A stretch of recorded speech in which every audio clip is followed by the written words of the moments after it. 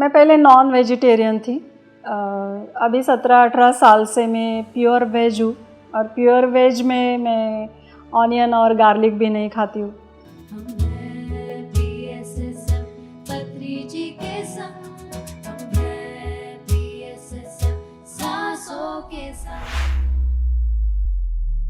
जैसे ma'am PSSM में पत्री सर ने बोला है कि ध्यान जगत, शाकाहार जगत, पिरामिड जगत, तो क्या आप पहले से ही शाकाहारी थे और आपको क्या लगता है कि शाकाहार और स्पिरिचुअलिटी कनेक्टेड है?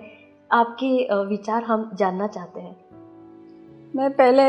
मैं पहले नॉन वेजिटेरियन थी।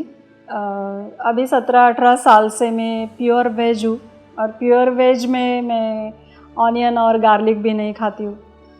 तो आपने पूछा कि अध्यात्म का और वेजिटेरियन का क्या कनेक्शन है, तो मैम ज़रूर कनेक्शन है, क्योंकि हमने जो सीखा है कि हर एक किंगडम से हम होते होते ह्यूमन किंगडम में अभी यहाँ आए हैं, जो अर्थ पे है, हमने मनुष्य शरीर धारण किया है।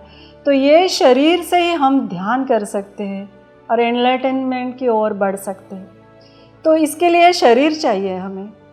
तो ये उसके लिए हर एक को जीने का अधिकार है। हर एनिमल को, हर छोटे बड़े जो कीड़े हैं, पक्षी है, जो भी है, वृक्ष है, सबको जीने का अधिकार है। तो हमें किसी की जान लेके आगे नहीं बढ़ा जा सकता। वो मेरा ऐसा सोचना है। और जब भी मैं छोटेपन में भी मेडिटेशन कर रही थी तो भी मुझे ऐसा लगता था कि ये नहीं खाना है, ये क्यों खिला रहे घर के लोग, ये बना रहे और ये सब खा रहे। वैसे भी मेरे घर में ये बहुत ही कम था, बहुत ही कम था। कभी कभी 2-1 महीने में बन जाता था, कोई मेहमान आए तो, क्योंकि घर में मेरे दादा दादी भी आध्यात्मिक थे, वो ध्यान भी करते थे, तो वैसे वो कम ही था। और ऊपर से अभी तो बिल्कुल भी नहीं है। मेरे यहाँ मेरा बेटा भी प्योर वेज है।